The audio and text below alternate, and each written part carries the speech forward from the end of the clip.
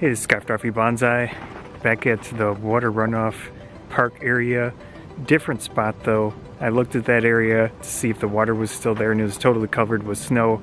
It's probably not a good idea to walk around there at this time. So I'm going to check this area out.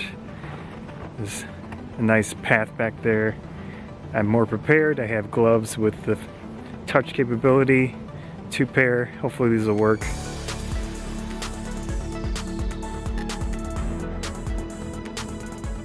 All I can say is, wow, the trees look amazing. There's ice on the branches, and it's pretty much everywhere. The sun's still up, but it's coming down a little bit, so it's hitting those trees.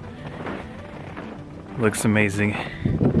Sometimes use what you've got on hand, but now I see this and I wish that I had a few more options. And I wish I brought a second battery. This one's fully charged, but I don't imagine it's going to last too long.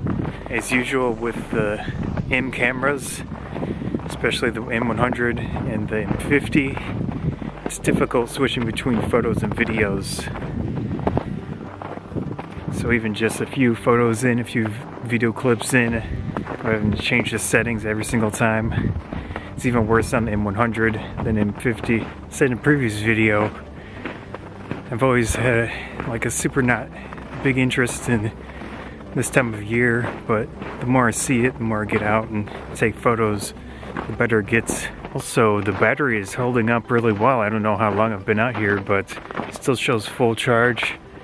Maybe the M100 is a little easier on the batteries, even when I'm doing the video and I'm doing the photos. Good to know. Of course, it's not quite as cold, or it's not even nearly as cold as it was when I went out in the negative 15 degrees Fahrenheit. I think it's negative 26 Celsius. But regardless of that, it's still cold, and the battery's holding up alright.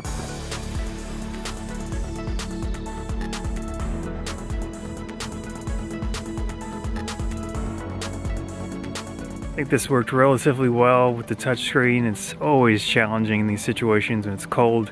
It's hard to feel anything, and even when you have gloves that have touch capability, some work better than others, some don't really work well at all.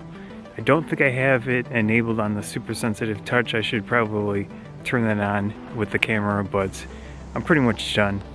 So, beautiful area. Again and again, I learn more and more that I need to get out in the winter, enjoy it, find situations that really work well for photography like this. These beautiful trees. I know it's blurred out, but it's an amazing area. The terrain is really varied, which helps out a lot.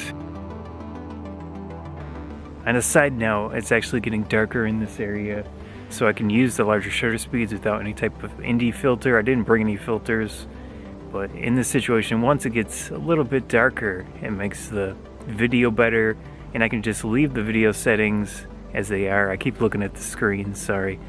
So it's 1/125th of a second at 4 at the moment.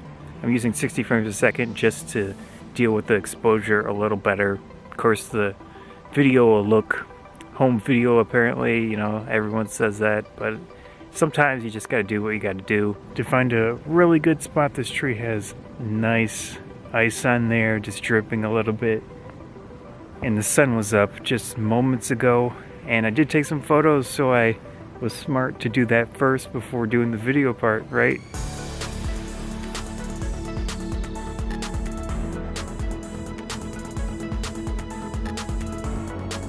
We'll see how the photos turn out, of course, but beautiful spot. Glad I came out. Scott from Photography Bonsai. Hope you enjoyed this video. If you did enjoy it, please consider subscribing. I keep looking at the screen, sorry. I mean, it's good, but need to look at the lens. Hope you enjoyed the video. If you did, please consider subscribing. Helps me out a lot, so likes and shares help out a lot as well. Thanks again.